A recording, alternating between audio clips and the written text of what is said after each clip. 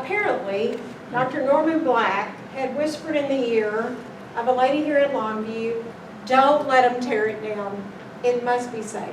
It's one of the 2 or 3 oldest homes in Longview, and it's worth saving.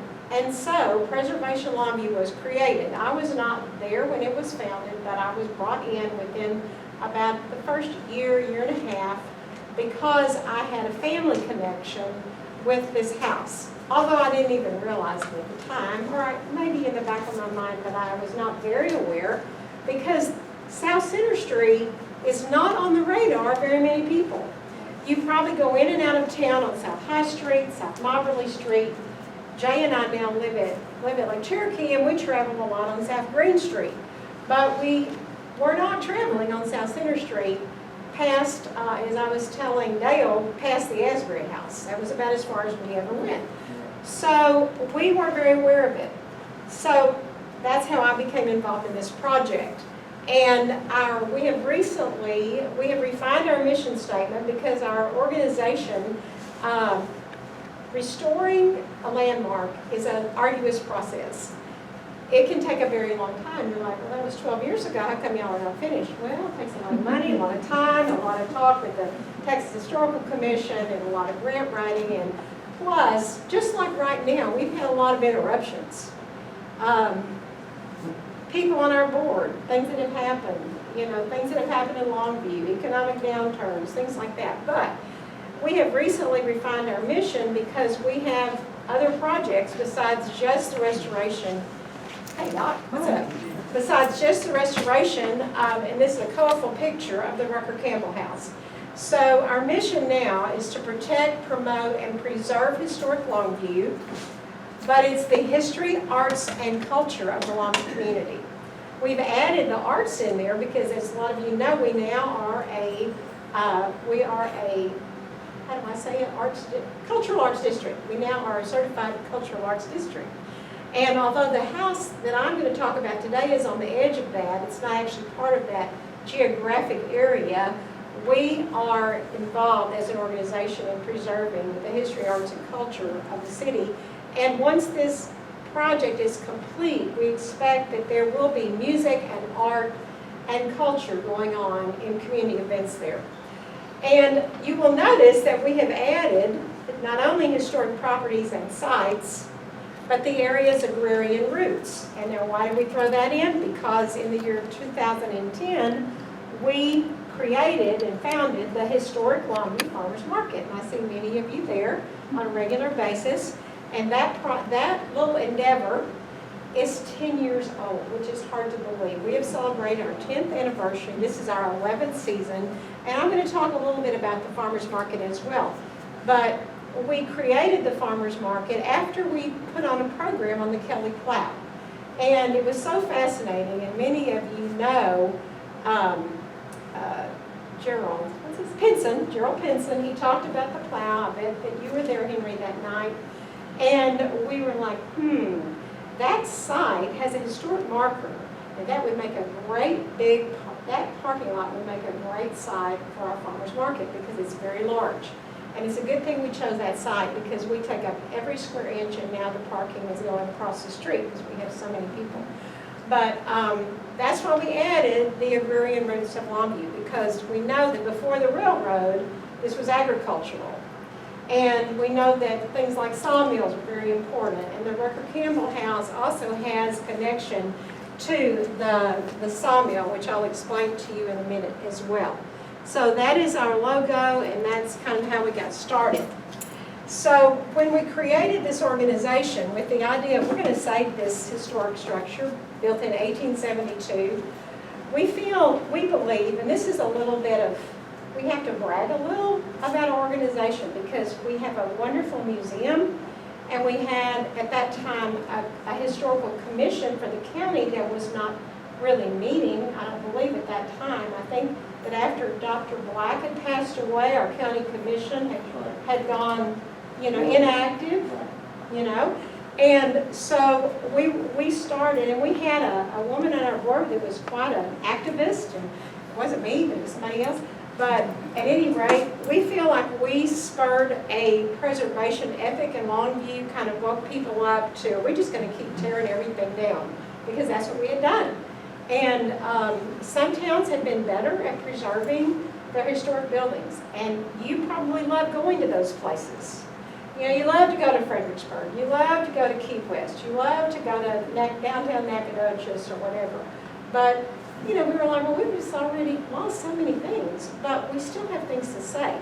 And just think 100 years from now, many of these beautiful structures we have now will be in danger and will need saving.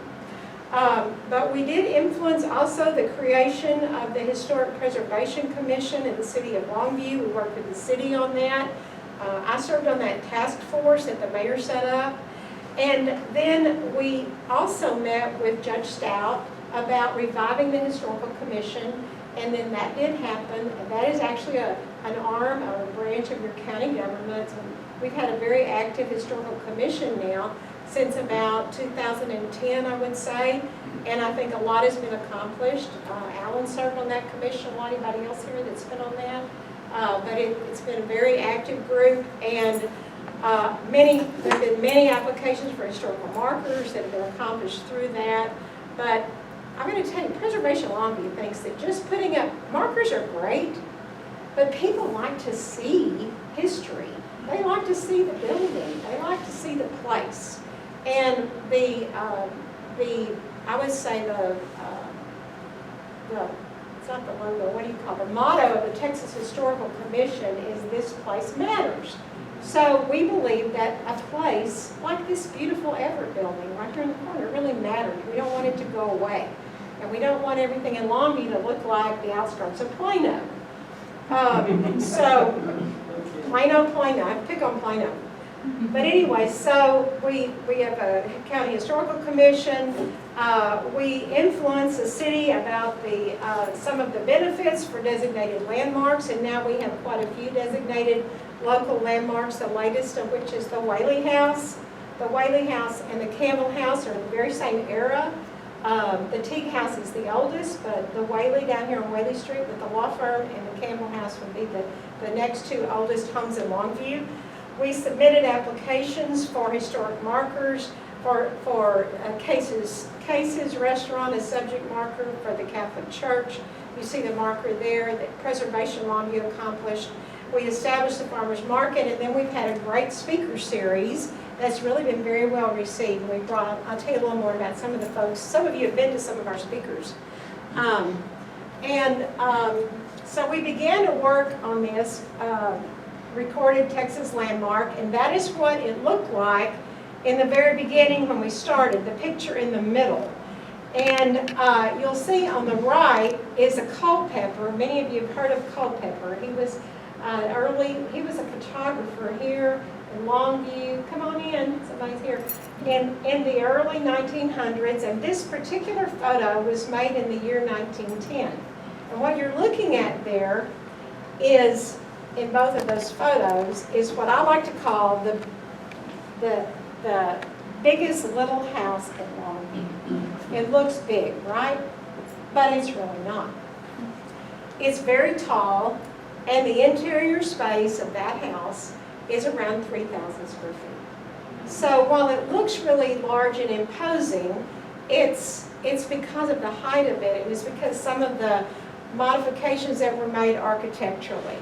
But the first thing that we did back in 2009 is that we decided, we knew about the organization called Preservation Texas. It's a wonderful nonprofit based in Austin, and we said, let's submit our house for the endangered properties of Texas, because we're in a lot of danger. We don't know if we can save this house or not. So we did, and we actually were accepted. We went down to Austin and got this award, and they put the Campbell House, it was called at the time, on the cover of their publication. So we were very honored with that, and that really that's what started the ball rolling.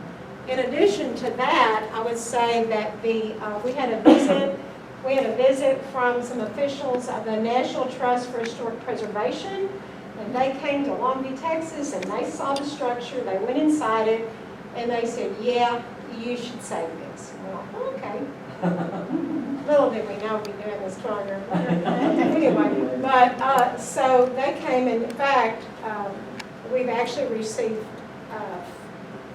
I get mixed up, it's 3 or 4 monetary grants from the National Trust. But you can see here, this is one of the staged events, not staged, but this is one of our stages of restoration there, where you see that it takes a very tall and very expensive rental to get up up high enough to work on that. And we had to rebuild that gable. It turned out, the house had a lot of water damage, a lot, the roof, we had to put a new roof on the structure. You'll see the new roof in that photo, it's green. We went back to, we discovered, and as we got in the house and the outside and the inside, we discovered original colors. We looked back thinking the house had always been white. No, it had been some sort of pale yellow with a lot of green.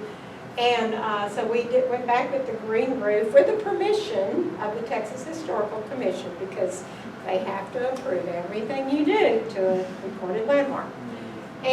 But we love them, they're good. But anyway, we had some grant money, we had some CDBG money, we had City of Longview matched some of our monies, and we got started. And we believe what our goal is, that this is the benefits, that we're supporting our local economy, and we're going to tell you a little bit later, and Alan can help me with this part about how we're going to benefit our local economy soon as well. But we believe that in time, especially when South High Street is improved, that this will benefit tourism in Longview. We do plan to have events there. We do plan for it to be a house museum, but we're not just going to put a sign out that says call for a tour. We're going to be working to bring people in for events. And it will also, at this time, there is no historic home in Longview that you can rent for a meeting, a luncheon, a catered event. There's no historic property available. So if you don't own one, there's nowhere you can go. And we also, although you can't see it in this photograph, we were able to purchase a lot that is just to the north of this on South Center. This house is facing east, and there is a beautiful lot just north of it that we purchased. And then Denny Bowles donated a small piece of property that was part of his wife's inheritance to us, and so that kind of extended us a little bit farther north. So we have the property north of that, and that will be a historic garden. We have a plan for that. We actually we received a grant from the National Trust to plant the historic gardens there. We just haven't gotten that far yet. The house is quite unique, and one of the things that was told to us by the National Trust, that two of the most unique things about this particular house is that there was a dancing porch that was added by the owner, and I'm going to tell you more about the history of the ownership and all that. Judge Campbell had a daughter, her name was Madge, and I remember hearing about her when I was a kid from my mom. But Madge really liked to dance, and so he didn't want her going to those dance halls in Longview and Gregg County, so he built this very large porch. And they began to have events on the porch. And it was up to 16 feet wide in places, and it went all the way around two whole sides of the house.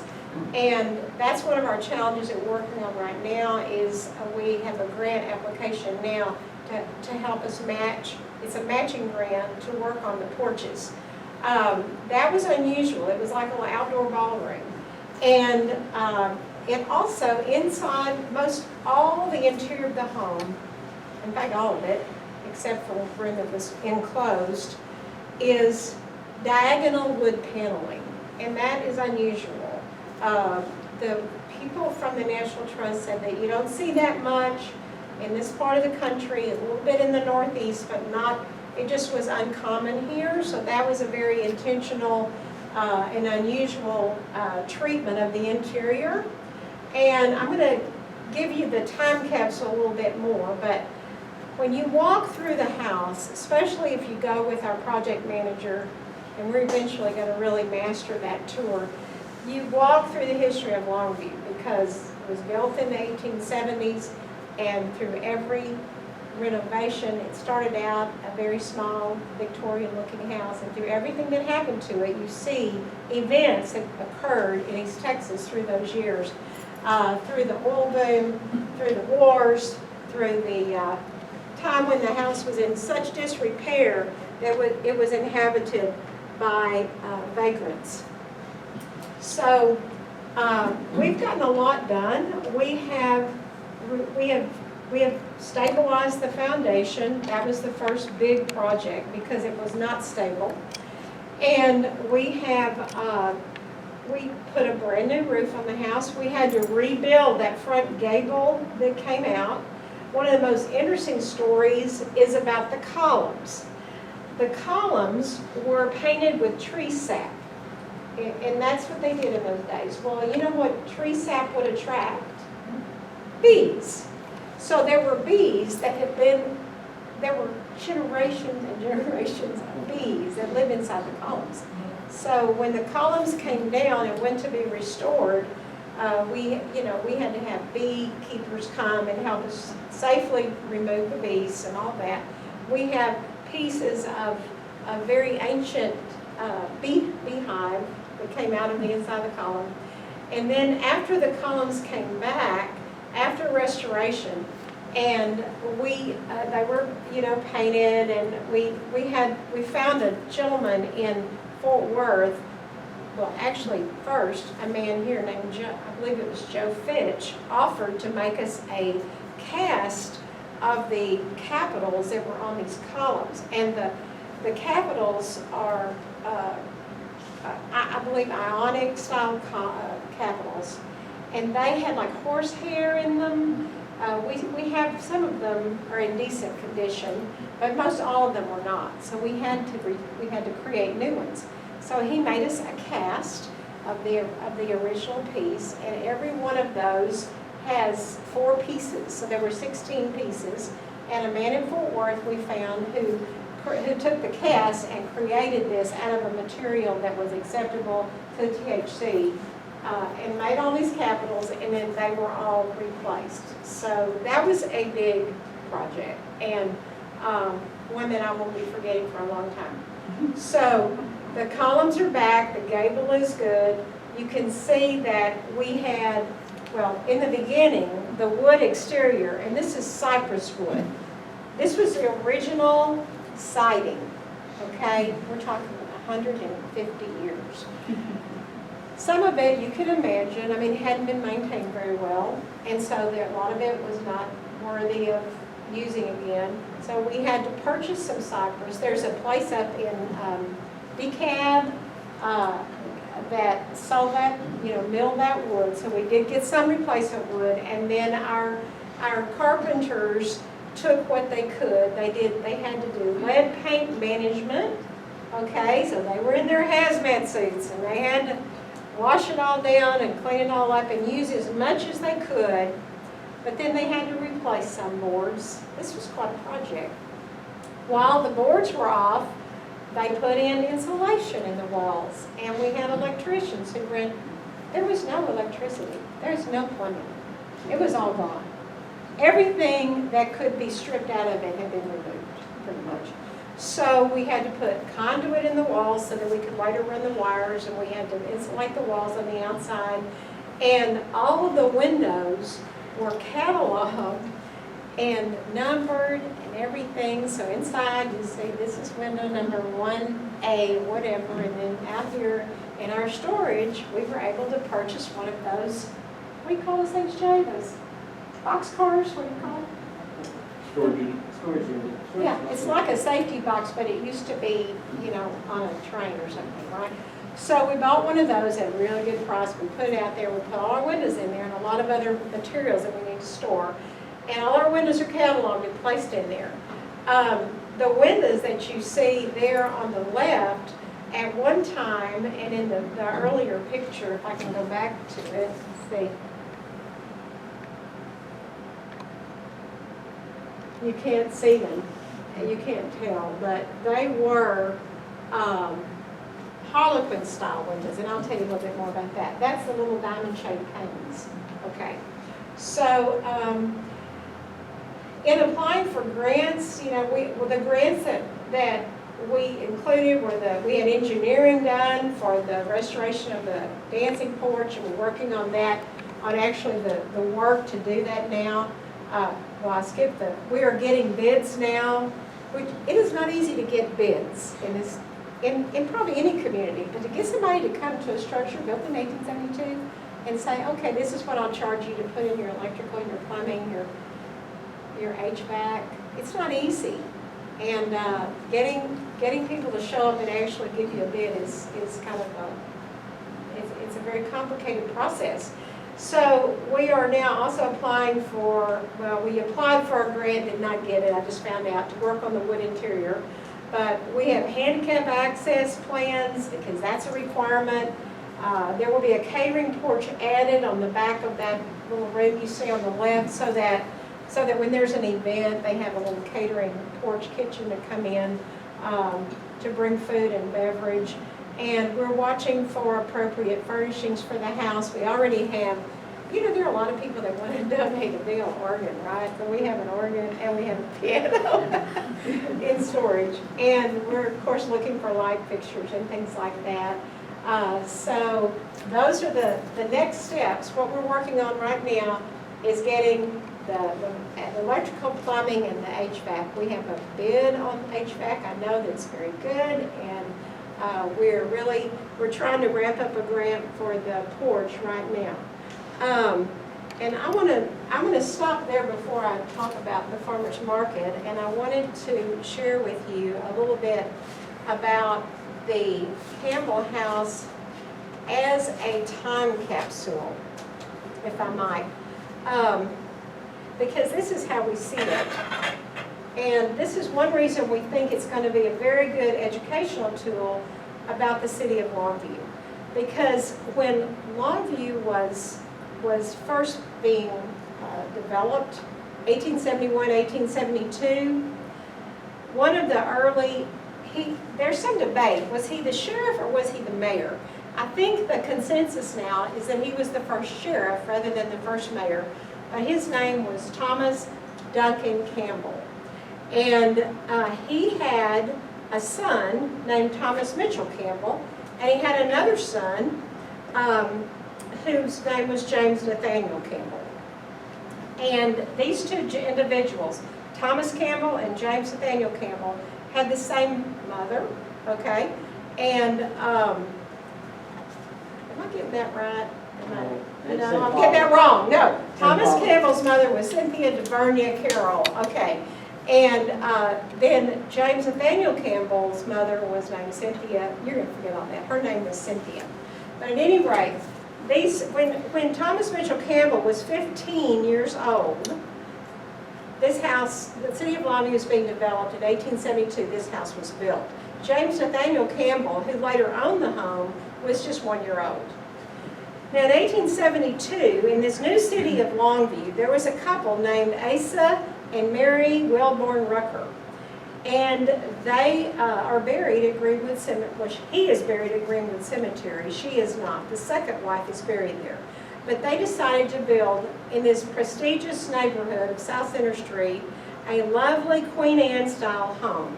And he was the owner of a sawmill, so he had access to some very good building materials.